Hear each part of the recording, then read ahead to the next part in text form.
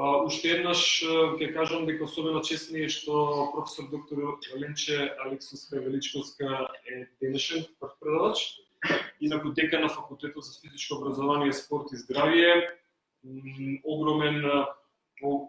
Голема поддршка на МАИС и буквално вчера и денеска уште разговараме, треба да се направи една официјална соработка која што има бенефит особено студентите, но и сите други членови на МАИС.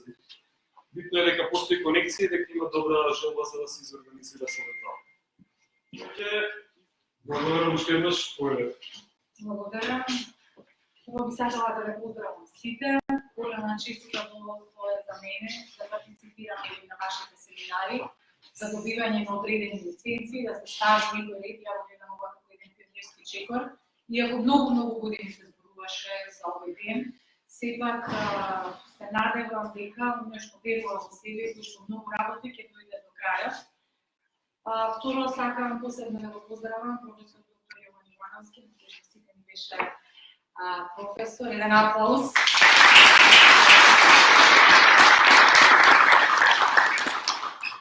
Секогаш била во тој што случај, никогаш не го забораве, затоа што тоа е дел од тебе.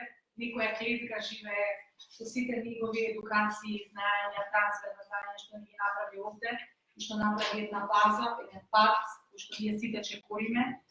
Тој пат секогаш беше обоен со една честност, со една искреност, со едно трудолюбие, со помалку сите оние негативни ефекти кои што ни условно окружат во целата држава.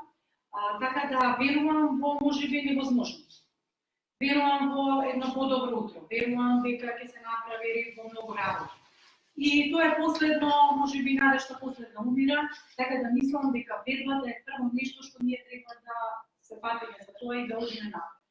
Всушност и предавањето кое што денес треба да го одржам, инаку не случајно сум тука. 25 години работам со спортски спортисти, со развојни врвни спортисти и така натаму, работам на нивната психолошка подготовка.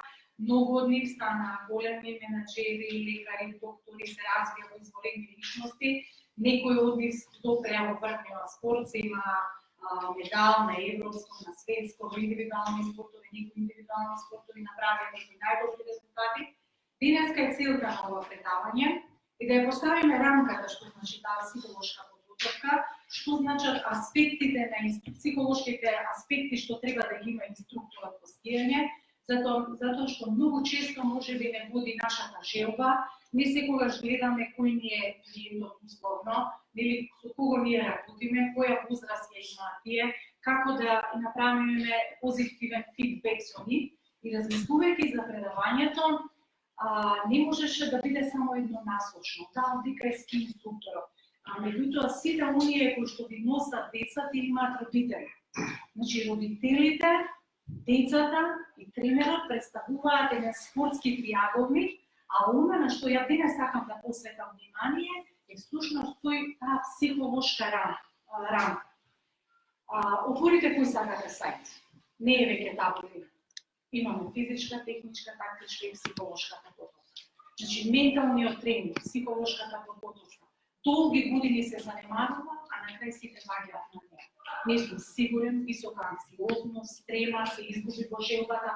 Значи сите тоа прашање на кои што заслужуваат да добијат одговор. Овој пристап секогаш е индивидуален. Денеска сакам да ве запознам што можете да очекувате од тоа дете, на која возраст, кои се тие развојни промени, како да дојдете до првен резултат, што можете да добиете од развојниот спорт, што да очекувате од првен спорт, кога почнува тоа и така натаму. Меѓутоа, за да не биде дека ми помина времето, ќе се придржувам на PowerPoint што го направив, за да бидеме во конекција и на што сакаме да го постигнеме. Мислам дека само на овој слайд не ги пред него препознава фондот, подоцна оди на македонска поддршка. Прво сакам да кажам, ние сите сме во спорт, ние сите сакаме да постигнеме првни резултати, сакаме да имаме здрави деца, здрави нации и така натаму. Гледате што нуди спорт. Ова нација, вие сте сите промотери на спортот, на психологијата на спорт, на физичката подготовка и така натаму. Профилот тренер, профилот ски инструктор е многу комплексен. Значи, многу комплексен затоа што не е доволно да знаете само техника, не е доволно само да знаете за физичка кондиција, значи мора да знаете и физиологија, и психологија, и анатомија. Видете колку е комплексен, колку е богат тој профил. И затоа се вели long life learning, значи доживотно учење.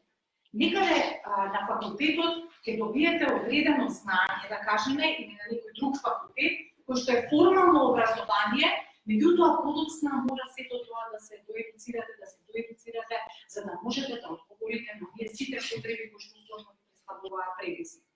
Така да спортот е една активност која гледате развива личноста на спортистот, личноста на една индивидуа, а да бидеш врвен спортист, јас секогаш билам дека е голема привилегија, не случајно, затоа што сите сакаат да бидат врвни спортисти, меѓутоа знаете дека не можат сите.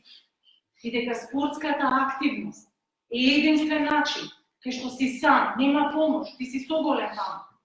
Тренерот додека на тренинг кажува, значи тука треба да се осврнеме, тренингот да биде генерална проба на надпреварите, затоа што кога ќе дојде надпреварот да биде исто како на тренингот.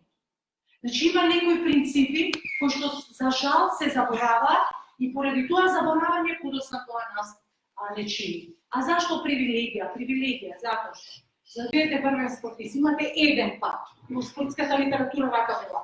Имаш спортисти и имаш луѓе. Тоа не значи дека спортистите не се луѓе. Меѓутоа научно е да кажат дека те имаат посебна психолошка структура. А што се состои нивната психолошка структура? Тоа е оној патот кој што нема времето не чинеше, врнеше, патеката ми беше лоша, него фати ваголот и така натаму. Значи, сите тие оправдувања не ти помагаат. Значи, мораш да дадеш напор, мораш да правиш анализа после секој тренинг, секој надпревар, за да одиш погоре, да се соочиш со тоа што не ти е добра страна, да се соочиш со она што ти се случува. Секое заборавање и неправење анализа на самиот надпревар ќе ве стигне на следниот и на следниот. И знаете, многу брзо минуваат годините. 1, 2, 3, 4, 5 и сте направили анксиозен спортист. Спортист кој што не ни сонувате дека вие чекай сега на тренинг е најдобро. Направи што беше најдобро. Сега не го постигна ниво на време кое што го очекувате. Видите, личноста е енигма, нема црно-бели свет. Можеш да физички да се подготвиш и да се измериш и така натаму, меѓутоа, она што може да ти се случи во моментот на самиот старт, она што ти може да ти се случи во проценката, че тоа е она што се спаѓа во спортската психологија. А сега понатаму ќе видите кои се тие сегменти на кои што треба да се обрне внимание. И затоа треба да се почитуваат врвните спортисти. Без разлика на се, тие се амбасадори, тие поминуваат тежок пат за да дојдат на првот и ние секогаш се гордиме со нив. Затоа што секогаш, било која земја, тие всушност преку тие спортисти ја препознаваат и нашата држава. И тука не треба да бидеме скрзливи, не треба да бидеме љубоморни, не треба да бидеме зависни. Значи, колку повеќе го почитуваш другиот, толку и ти ќе бидеш почитуван од самата средина. Јас обично сакам да зборувам за телата тренери, дека тука свеста мора да се подигне, за да можеме да одиме сите напред. Секој од секој да научи и секој секого да почитува. Работев многу долги години со различни спортови и работев и со скијачи и така натаму. И имаше, подоцна ќе кажам една интересна историја, кажам со еден скијар, како ги оценуваше тие состојби, кои што ние всушност ги проценивме кај нив, и колку беа тие релевантни, меѓутоа имаше и возраста тука, се знае до која возраст што може да се промени, иако секогаш кога се работи нешто се подобрува. А ќе ви кажам сега една анекдота, обично таа ја кажувам за на крај, кога се работи за тренерската фила. Значи, секое кажување негативно нешто за тренерот до тебе, фактички ти си правиш своја лична проекција. Значи, ти имаш некоја фрустрација и комплекс и ти сакаш да го променеш кај него, осврнат, а всушност е твојата болка. Сега, ова исто ќе го оставам за на крај, ќе ви кажам што се случи помеѓу група на тренери меѓу едни и други и како ние всушност се обоивме како посебна држава. Она што на почетокот ви кажав, многу треба да има позитивна комуникација помеѓу тренерот, спортистот и родител. Зашто? Генерално, некој тука има деца, некој е помлад и така натаму, значи сите се со различна возраст. Меѓутоа, како и да е, дали ти сега ќе се натпревариш, дали некој дете ќе ти донесе и слично, значи родителот мора да знае за твоја тренинг програма, мора да знае што да очекува. Не може да ви го остави детето и вие сега си знаете. Значи, во, кажам, условно високо развиени земји, секој тренер, кога има одредена структура на деца, значи си прави план за работа комплетна во текот на една, втора, трета, четврта година, за да родителот очекува. Зашто? Затоа што има родители кои што не го познаваат доволно спорт. И ќе одидат кај еден тренер, нема да постигнат резултати, одма го менува тренер. Ќе оди кај некој друг, кај трети и така натаму. Значи, заслужуваат внимание родителите. И комуникацијата родител-тренер дете е многу битна во процесот на пренесување на внатрешната информација. Ако родителот не го почитува тренерот, несвесно тоа се пренесува и на самото дете. Самото дете не ги прима, или спортист, адолесцент, како сакате, не ги прима информациите како што треба, затоа што тој најмногу е со својот родител. И всушност семејството е основа на се, меѓутоа првиот модел е тренерот. Првиот модел е професорот по физичко, не случајно, затоа што сите го сакаат спортот, сите природно ја сакаат физичката активност. Меѓутоа, ти со својот модел може да му станеш пример и дол на она дете кој што ти го тренираш. Зашто? Затоа што секогаш го оценува тренерот по стручната едукација, колку ти знаеш за спортот, колку ти знаеш за скијањето, сноубордот и така натаму. Значи, колку ти технички си направен за тоа, затоа што и тука има една голема вистина. Да, ќе добиеш лиценци, ќе го научиш ова. Меѓутоа, кога ќе излезеш на терен, зашто бидат најдобрите тренери со најмладите спортисти? Па не е случајно тоа. Затоа што кога ќе ви донесат дете до 10 години, а ви носат мали деца, тоа не може да ве разбере со зборови. Зборите му сакате да сам. Значи, тоа дете биолошки не е спремно да ве разбере. Значи, тоа дете е на конкретно ниво на размислување и најдобар начин од 7 до 10 години е вие да демонстрирате. И кога ќе бидете извонреден демонстратор, значи вие технички, тој ќе има поголема шанса да го повтори правилното движење. Зашто? Затоа што правилно научено движење, кога не научи професор Гевановски, се создава моторички стереотип во централниот нервен систем, односно мозокот, и со повторување на одредени број на повторување на движењето, значи се создава нервна врска за автоматизирано движење. Меѓутоа, колку од тие движења се правилно научени? Многу од нив ќе бидат неправилно научени движења. И најчесто тренерите, кога ќе дојде друг тренер, го прашува: кој те научи вака? И сега збунени се сите, од родители, од деца и така натаму, и не сега вака, аголот, не вака заголот, не раката тука, не стапчето тука и така натаму. И замислите, он треба да направи реконструкција на целото движење. Тоа знаете како пластично. Направил некоја лузна во мозок, зашто тоа многу пати повторува. И после тоа треба да влезе, а на друг центар да се создаде ново движење. Ама вие барате резултат и сега што почнува? Мешање. Старо движење, ново движење, старо движење, ново движење, а он треба да добива резултат. И тогаш се јавува голем проблем, психички, талентирано, неталентирано. Значи, еден од основните фактори е техничка изведба. И верувајте, оној што не може технички вежбање, ќе дојдеш до техниката. И не треба да се прескокнува тој дел. Значи, мора особено со најмалите некои, како што ние велиме да кажеме. Затоа што и подоцна ќе видите во следниот слайд, кога ќе видите што спаѓа во психолошката подготовка. Видиме зашто таа интелигенција е поврзана со движењето од најмала возраст. Па тоа не е случајно. Значи, види колку ние сме неедуцирани условно, кога ќе кажат, овие спортистите се вакви или онакви, у негативна смисла. Па како може еден спортист кој решава ситуација да биде, не знам, да не кажам, ограничен? Како може? Значи, не е точно, има различни видови на способности интелектуални, во зависно што развиваш и во што си најдобар. Така да се вкупната подготовка на што се прави на самите спортисти зборува за еден интелектуален процес, а особено во вашиот спорт, каде што решаваш ситуација и кај вас решавате ситуација, не е навучено движењето, не е циклично повторувачко, како што е во пливањето, во пливањето тоа е друга психологија.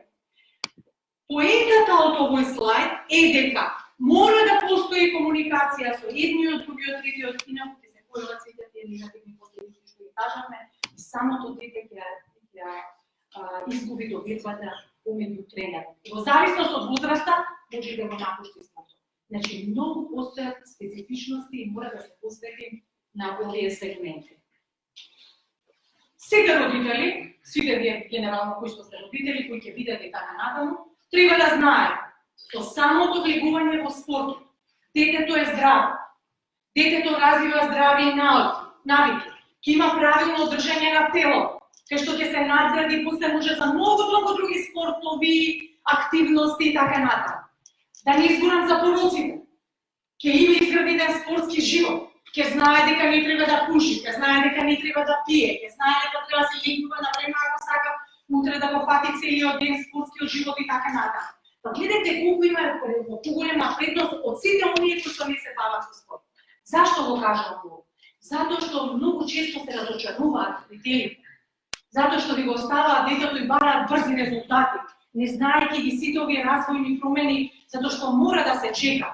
Да, на 12 години ќе го третирате детето како врвен спортист. Ама не е исто кога имаш 20. Значи различно е 12 и 20. Значи треба да ги почитува сите тие развојни промени, психолошки и биолошки во процесот и физички во процесот на тоа созревање. Па така да, сите оние кои што може би условно не станале врвни спортисти, па знаете што изградиле? Лидерство. Изградиле особини на упорност, на дисциплина, на секојдневно поставување цели и одговор на тие цели. Во врвен спорт само така се влегува, нема друг начин. А кога тоа ќе се префрли во друга област, они си станале врвни менаџери, тренери, суди, физиотерапевти, лекари и така натаму. Значи пораката е дека од секој спорт што се бави било кој, значи се добива позитивни, односно има бенефит. Сега, спортот е наука. Да не се лажам. Значи спортот е многу комплексен, спортот е многу сложен. Зашто? Затоа што, видите, ние го наблюдуваме од биомедицински аспект, од физиолошки аспект, сите оние промени што се случуваат во една индивидуа, потоа го наблюдуваме од педагошко-психолошки аспект, значи од тука, како е тој спремен, како вие не можете со сите деца исто да имате комуникација, можете да дете треба да го мотивираш. Некој дете треба инаку пристап да имаш во тој процес на мотивација. Значи различен е пристапот. И гледате сега, кога имате вие, дека треба да имате одредени знаења, како ќе дозирате, со кој обем, со каков интензитет ќе се работи, под кои услови, кои вежби, која возраст. И третото, спецификата на спортот. И третата компонента, она што на почетокот да кажува техничка и светла, методска постапка во учење на тоа движење. Тука врвните спортисти кои ќе дојдат и ја можам да ви дам пример. Лека, секоја чест си бил врвен спортист кафедра, значи си станал амбасадор на државата. И сега да одиш да се едуцираш за тренер. Тебе оваа едукација. Затоа што јас ќе го покажам движењето. Јас ќе го покажам. Значи на движењето. Меѓутоа, како да дојдам до тоа? Си има одредени научни аспекти, значи методски постапки, постапно, повторно ќе кажам, поврзано со возраста, за да дојдеш до движењето. Сега, дали вашето дете ќе успее во врвниот спорт, исто така зависи од три фактори. Има еден филозоф Јунг, вика, никој не е како јас. Тоа што значи? Значи дека никој овде не е исто другиот. Значи, сите сте различни, ама различни по начинот на однесување и различни по начинот на мислење. Зашто? Затоа што имаме влијание на генетските фактори. Генетика, ние имаме по себе носиме 23 пара на хромозоми. Тоа имаме 46 хромозоми. Тоа се генетски потенцијали кои што ги носиме како наследни фактори од баба, дедо и така натаму и така натаму. Еден хромозом има 30.000 гени. Вие знаете што све имаме наследено? Па немаме појма што имаме наследено. А тие наследни особини се провоцираат со активност. Например, вика, иди, мајка му татко му биле спортисти, имаат позитивно мислење за спортот, оди вика на спорт. И тогаш потикнуваш некој ген, кој што си го наследил и ти стануваш врдан. Меѓутоа има и она црната страна, затоа што сите оние кои што завршуваат на психијатрија и така натаму, не се родиле така. Вика, намали го стресот. Тоа што значи? Дека некоја генетика носам, некој ген носам во себе. Може би е тој лош ген. Во силно стресни ситуации, а тоа најчесто, што направи бе? Чаве тренирам со тебе, чаве си го трошам времето. Ајде бега тука. И така натаму, односот на тренерот и на спортистот може да потикне лош ген и да го изгубиме детето, адолесцентот, возрастниот и така натаму и да оди на другата страна од таа тенка линија која што нас не дели. Дали си на оваа страна или дали си таму. А таму кога ќе одидеш, мораш само со медикаменти да се приспособиш на новата средина. И затоа се големи помалце стресови. Сегде кај што ќе одиш, не разбие конфликтни ситуации. Значи, се да биде решено на еден по-културен начин. Првиот фактор, ако беше генетиката, ние сме биолошко суштество себе дека ние излеземе во оваа средина. Кога ќе излеземе во оваа средина, едно бебе веќе станува социјално суштество. Тоа се раѓа и вика што е ова сега. Ладно ми е, што е, гледа некој, тоа не разликува веднаш кој е што е, туку гледа некои форми и така натаму, многу се разликува од утробата на мајката. Кај што го хранеле, кај што му било топло, нежно, му пееле песнички, го галеле и така натаму. Сега излегува во еден условно суров свет, а тоа е социјалната средина. Како тоа ќе се развие, зависи од сите агенции на социјализација. А кои се агенции на социјализација? Општеството, културата, професорите, наставникот по физичко, тренерите, сите менаџерите, сите што се вклучени во создавање на карактерот на тоа дете. Значи, генетика е едно, карактерот е друго, средината, генетиката и карактерот се спојуваат и те создаваат тело. Значи, како единствен, затоа ние сите меѓу себе се разликуваме. Значи, начинот како што реков на однесување, начинот на размислување, ние имаме заеднички карактеристики, рацетност, глава и така натаму, меѓутоа, по оние фактори што ги спомнав сега, ние всушност сите се разликуваме. Ајде да видиме што е талент. Дали талентите се раѓаат, како да ги препознаеме? Како се разликува талентот и надарено дете? Значи, тука треба да се прават разлики. Значи, кога зборуваме за таленти, тие се многу малки. Треба да ги имаат овие три фактори. Надарено дете ќе видите дека го бива за оние способности. Отидеш гледате брзо, природно е брзо, природно има координација. И викате, ќе отидете во прво оделение, гледате го едно дете најмногу скока во природно. Викате, ово е добар за спорт. Прати го на скијање, прати го на ракове, прати го на кошарка и така натаму. Некој дете кој што има слух, значи година музика, некој дете кој има уметност. Значи тоа е надареност. Ние сега ги бараме талентите. Ајде да видиме сега што е талент. Значи талентот прво треба да има надареност, значи она што рековме тие психомоторни способности. Второ, мотивација, значи да има од него природна желба. Не са татко му или мајка му вика, ајде да собери, ајде брзо сега кашната спремија ќе закасниме. Они се поамбициозни, него нели самото дете. Значи тоа се деца со природна мотивација, кога ќе излезат на својот терен по body language и по фацијалната експресија, ќе видите тоа дете живее за тука. Значи се гледа дека овде е зашто сака и е среќна. И третата, тоа е креативно, ќе видите мало или адолесцент, викуваш вежба, одеднаш ја прави вежбата неверојатно со точна прецизност. Интелигентно, преку очите прави природна перцепција и ја враќа информацијата. Не ја предам психологија, секогаш кажувам дека психологијата е една од најважните фактори. Зашто?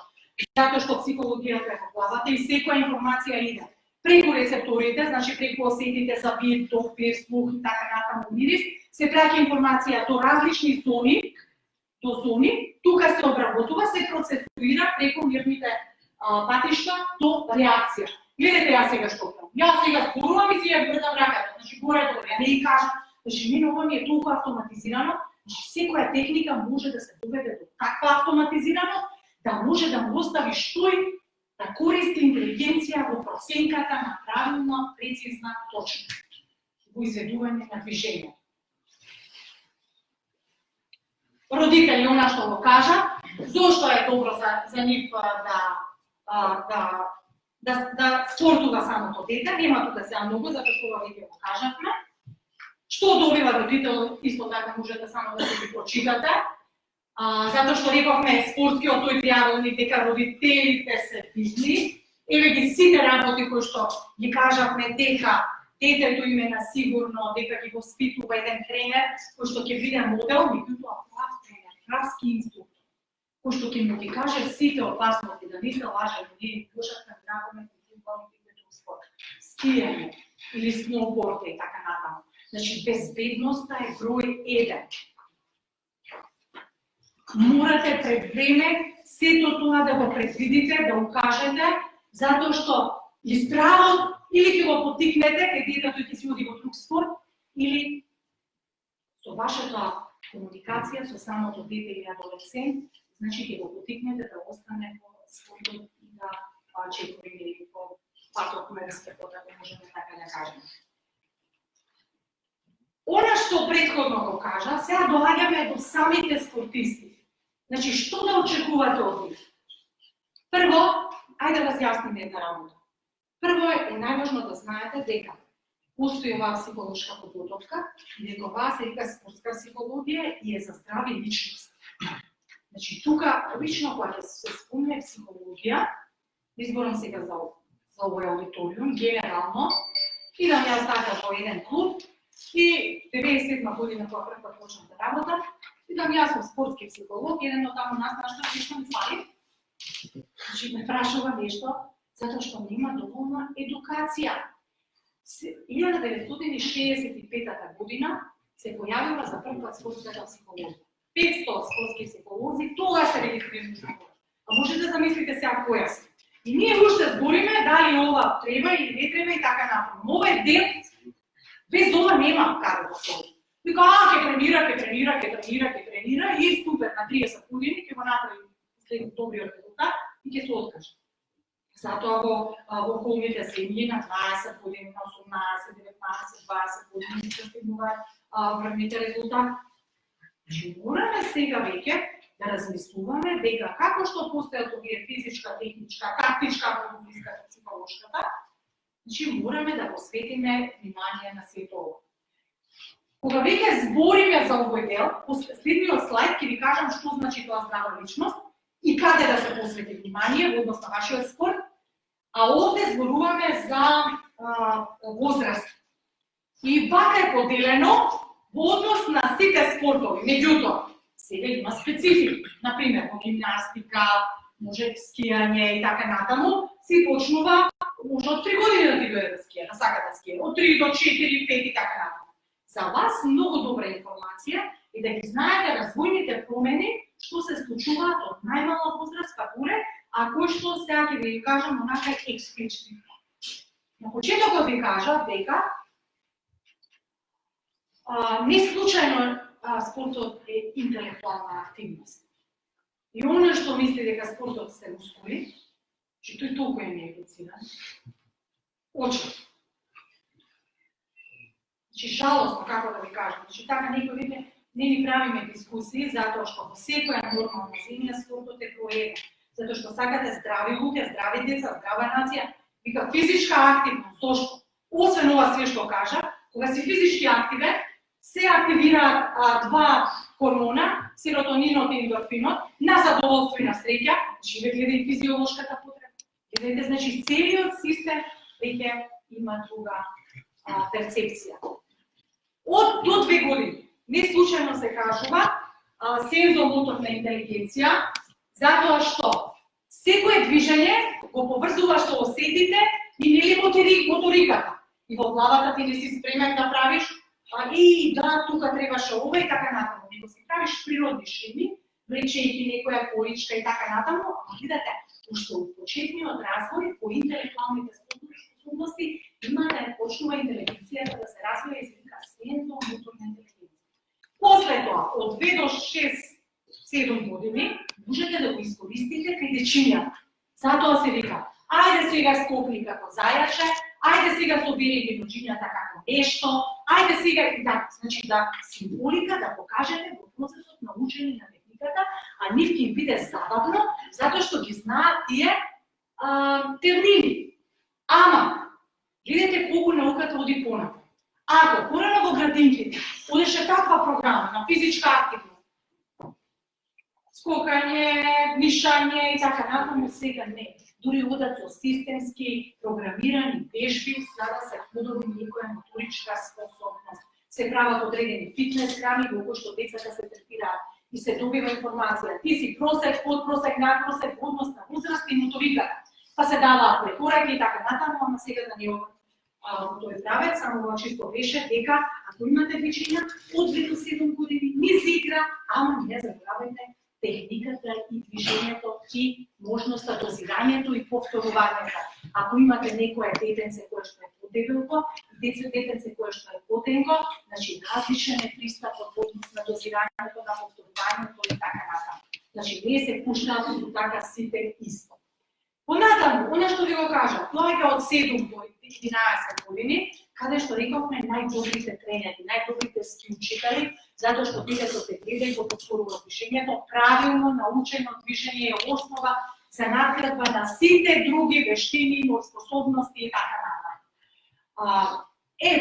После тоа, од 11 години па натаму, значи веќе 12-та година се влегува во врвниот спорт и детето адолесцент е биолошки подготвен да влезе во целата оваа игра која што се вели врвен спортист. Меѓутоа и тука постојат одредени принципи, на треба да знаете дека од 11 до 14 години е изводен период кој што треба да направиш базата. Значи, сите оние особини во однос на упорност, дисциплина во изведување на движењето, самоповезба, мотивација, желба, значи го поставуваш особини. Зашто? Зашто оваа возраст? Зашто сега темелот го ставаш? Предходно љубовта да ти остане, символички игри, на добра техника, 7 до 11, и веќе врвен спортист, почнуваш да ги градиш психолошките особини за да го задржиш, а сега ти е изворедно, затоа што тој доаѓа во периодот на рана адолесценција и како сум нешто се конкретно сега, че јас сум возрастен или уште сум дете. И сега си пробував улога, че јас ова ќе бидам. Не дека ова ќе бидам. Во таа збунетост кој сум јас, значи тој го гледа тренерот како втор татко, како модел или втора мајка. И тука е најголемото влијание меѓу коалицијата меѓу самиот тренер и детето. Значи овој период ако се пропушти, тогаш доаѓа периодот на 15-16 години, кој што е изворедно тешок период на емоционално бурни реакции, во кои што децата ги интересираат девојчиња или момчиња од спротивен пол, кога ќе видат дека други деца се излекуваат, го трошат времето на друго место, си пијат сопче, си уживаат, а она или он мора да тренира и така натаму. Ако не си ја направил добро базата, а не трпи авторитет, најголемата опасност, што на 15-16 години и вас како тренер може да ви кажа, ова ти ќе ми кажеш. И вие ќе го избрдате. Ајде вие тука више да ви си дошол и така натаму. А тоа е очекувано. Значи тој не трпи авторитети, верувајте, тие на своите родители им вика, пример татко му ти му рече, ајде сега фали го ќе зошто ја, зошто не прати? Значи природна има негација кон сето тоа. Затоа што ви кажа, тој се смета за возрастен исто како други.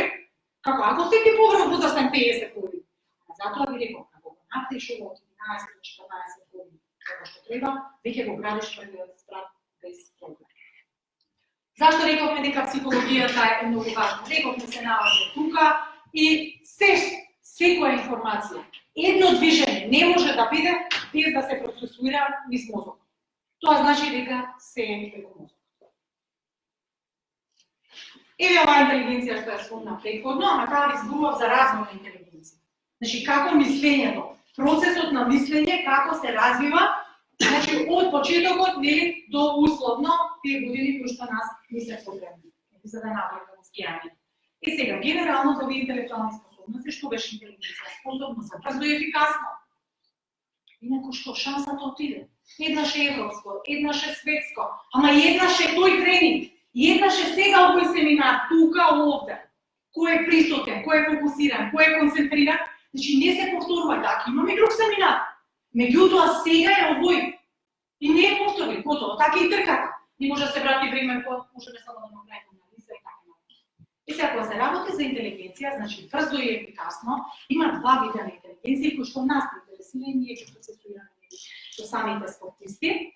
Да го знаете како ски учители, дека постои општа интелигенција која што е општа и онаа која што не можеме да влијаеме на нејза, значи таа не е наследна од мајка, татко, дедо, баба и така натаму, и таа колку ти дал Господ условно, како вика, толку ти е. Се определува со таа тест, Бекслеров тест, што се прави малце подолго време, се тестира манипулативен и вербален дел и се наоѓа коефициент на интелигенција, просекот е од 90 до 110 просечни.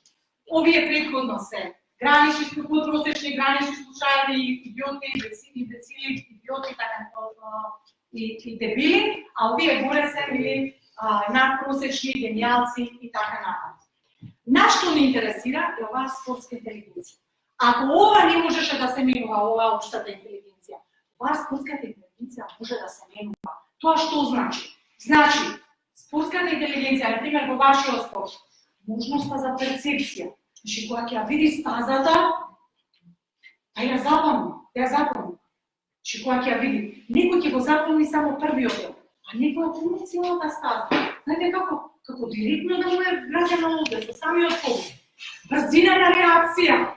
Дали ти сега побрзо ќе влезеш во капијата, подалеку ќе ја фатиш, значи аголо, или поблиску, и така натаму се е твоја проценка, но тоа се дел од спортската интелигенција.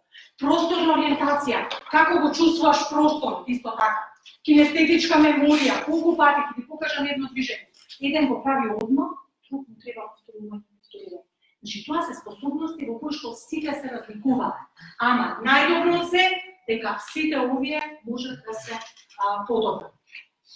Кај се прави најголемата забава?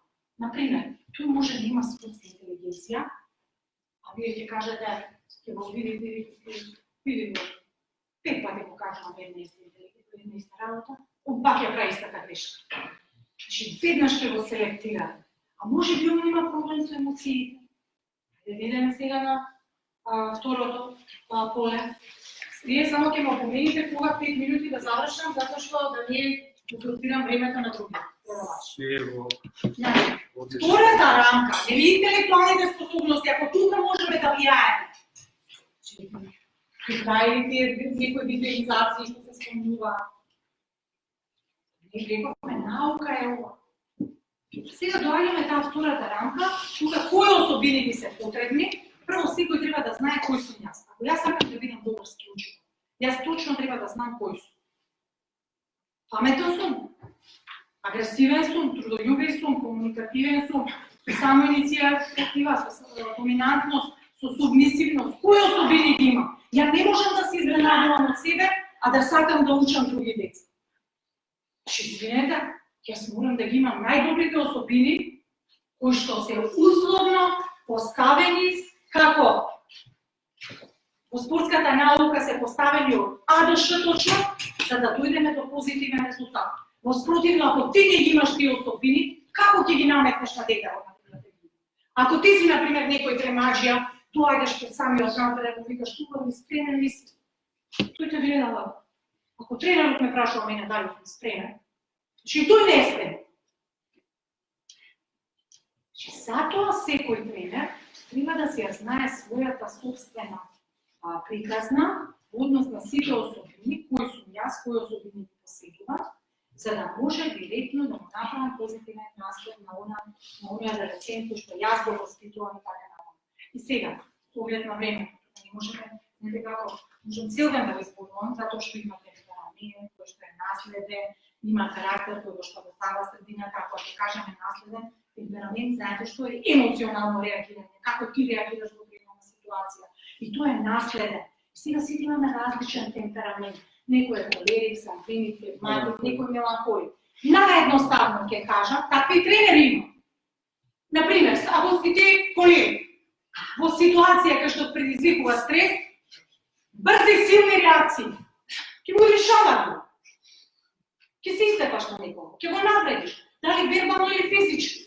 Ако си сангвиник, ти кажеш, добро, ајде, сега, со поиша напор, мога се, ќе се потрудиме, значи една позитивна енергија. Ако си меланхолик, зошто само мене ово се случи? Мале, баш за мене. Сега да не види вие построиме, викате, како да ма нашто се случи, јас спортистот се случи. Одма ќе го пресеме, затоа што спортистот сака да си се спаси и да најде, многу беше лоша патека. Многу јак, 45 скија, пак да ја направија патека. И така натаму. Значи, затоа мора да има емоционална стабилност за престепененски учител, да има точно, во зависност од возраста, малку зборови, повеќе покажување, а после тоа како расте, може да се зборува, а да има малку маца покажување. Гледате, обратно е света. И флегматик не го кажа, викаат по спортот, по спортската литература, викаат, немојте флегми во спортот. Меѓутоа сега да ви кажам некои искуства. Се родил еден 2010, у Македонија, едно примерно, позима репрезентација, флегма. И ние што да правиме, го носиме на Европско првенство и викаме сега што да направиме. Тогаш, знаете како, кога теоријата поставува, праксата проверува. И после тоа викаме, сега можеме да кажеме дека флегматиците во одредени ситуации можеме да ги потикнеме. Например, ние се имавме едно хиперактивно дете од репрезентација и го потикнавме, значи му рековме, жаргонски оди и кажеме го, знаете како ни жаргонски зборат, брат, и така натаму, и ќе го, значи, ќе го потикне, ќе го мотивира, ќе го здиви. Ја го здивувам, ќе го здиви, тој беше најдобар скокач на Европско првенство. Еден флегмат. Ето нормално, кога немаш надпревар, да му кажеш уди отвори ја врата, па два не кажеш. Значи, тоа тој степен. Најопасна особина. Ја извоив неза, ова се вика спортска трема. Меѓутоа, имате спортска трема пред надпревар. Разбуди се, тука, треба, спреми се за старт. Што можеш да се разбуде. Во фацата треба да се гледа дека треба борба. Дека треба да се бориш со патеката, со времето. Спротивно, ако да немаш таа оптимална анксиозност, тогаш доаѓа блокада во глава, и знаеш што ќе направам, дали ќе успеам, што ќе направам, што ќе каже тренерот, што ќе кажат другите, што ќе бидат моите резултати. Си го оставиш ли тоа што ќе биде осуден на подлост? Еве сега ќе ви го кажам, многу спортисти сум се работила и со домашни и со странски, така да не шпекулирате, кога ќе го кажам кој го кажа ова, затоа што ви кажувам дека и со странски тенисиери скијачи работат. И вака ви, како ќе ја опишеш, направите едно тестирање. Доби неверојатно високи анксиозни реакции. Знаете што е тоа? Кога ќе излезеш на надпревар, како друг човек. Значи, блокада во глава, како прв пат да гледаш скијари. Второ, кога блокада имаш во глава, таа ти се спушта во тело и ќе се испотиш, тешки нозе, ладни и влажни раце, силно чукање на срцето, стомакот грчеви, телото напнато, нема лесно и цврсто, него обратното.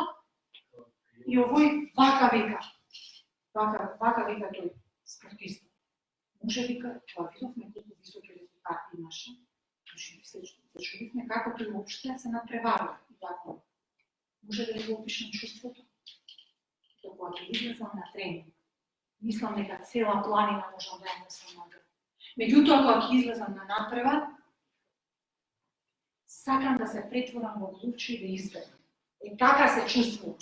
Замислите какви силни емоционални состојби може да постојат кај еден човек. Меѓутоа, тоа не е само кај спортистите, туку и кај тренерите, зашто и тренерите го носат целиот притисок, пошто сакаат да го добијат. Мислам резултатот. Така да, затоа чувајте си го вашето ментално здравје. Кога ќе кажете мотивација, значи вие како тренери мора да имате мотивација. Спротивно ништо нема, ама нас не треба можам, што можеш, изгориш. Но тоа е висока мотивација. Тоа нашите спортисти многу често не го знаат. Сега ќе се ќе ги победиме, ќе ги уништиме. Нека. Сега треба да имаш мотивација да ја искиеш трката.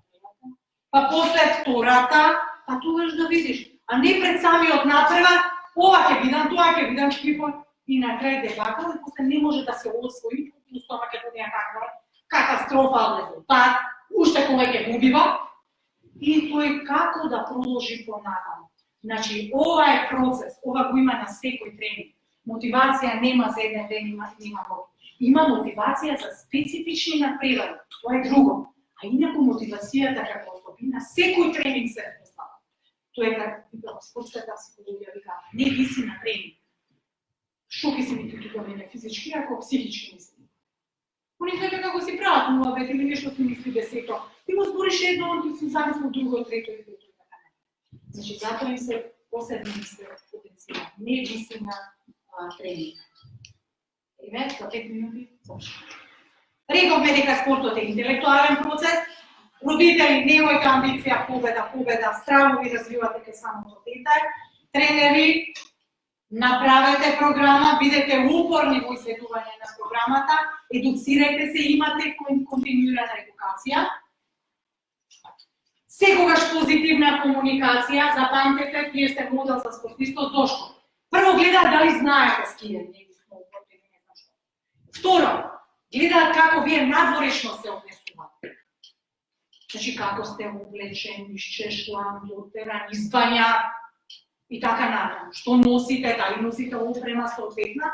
И третата опција што ве набезуваат е вашето емоционално реагирање.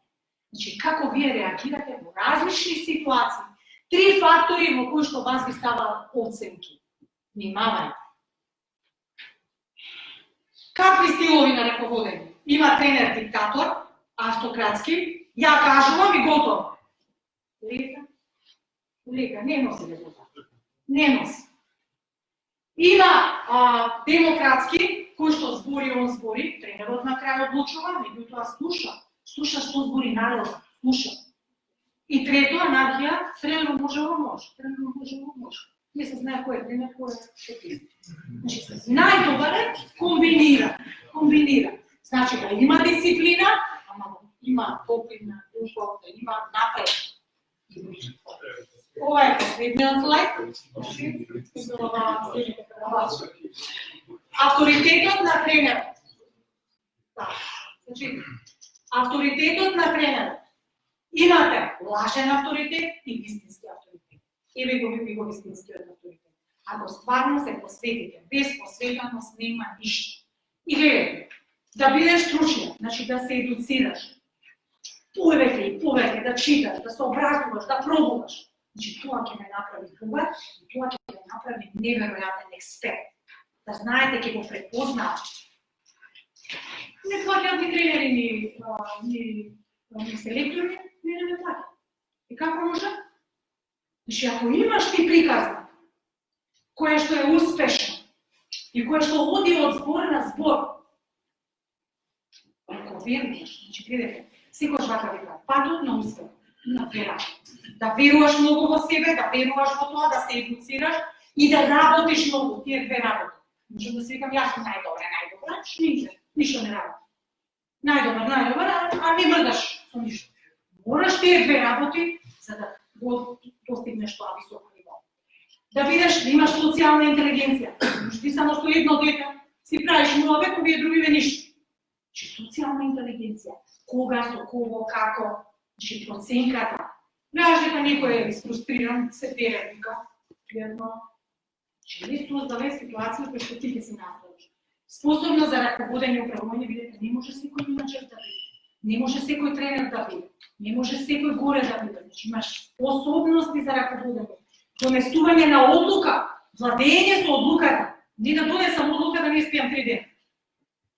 Самодоверба, упорност во реализација на програмата, доминантност во средината, самоконтрола, емоционална стабилност, значи да си стабилен кога ќе решиш дека тоа ќе го направиш, да го направиш, респект, пријателство и топлина. За разлика од овој лажен авторитет, нели рековме на сила све и сега нема, еве знаеш кој квалитет ти се децата, адолесцентите, да не ги носиш, ги кажам, безбедноста таму кај вас е најважно, поготово на почеток, а и после. Авторитет на доброта го кажавме, на мирото, на подбитување, купам не знам, јакна и важно син ми да биде управител. Скијачи кој што ти се приоритет. Не може така. Значи со тоа си правиш лоша етикета. Сега, ова е последно, ама стварно последно. Значи, анекдотата да ја кажам, не заборев на почеток, за целата фела, не само за скијачи тренери, него за целата тренерска фела. Одиме ние на едно европско првенство и вика, кој беа Срби и ние тимот македонци. Знам да ми е добро сега ова како онлайн. Ама не. И вика Србите ќе прашуваме, кој ви е тренерот од најдобар? Тој е најдобриот. На јуниорите, а тој е уште подобар. Значи, не знаеш кој од тие двајца. А за сеньорите ни прашуваме, зашто ги знаеме с име и презиме, само да праша. Кај нас прашува, кој е овој помошниот тренер? Вика тој како малку има удрено цигла во глава, затоа е како со. И ние почнавме да се смееме, а после неколку години, месеци, денови, не знам како да кажам, ние свативме колку лоша репутација си направивме, за да се направи тој паметен, го навреди собствениот тренер. Значи, поентата, ако навредуваш, ако не респектираш, ќе ти се врати. Затоа денеска ставите едни розови очила и гледајте го само позитивното кај другиот, а ако не, нема потреба од позитивното.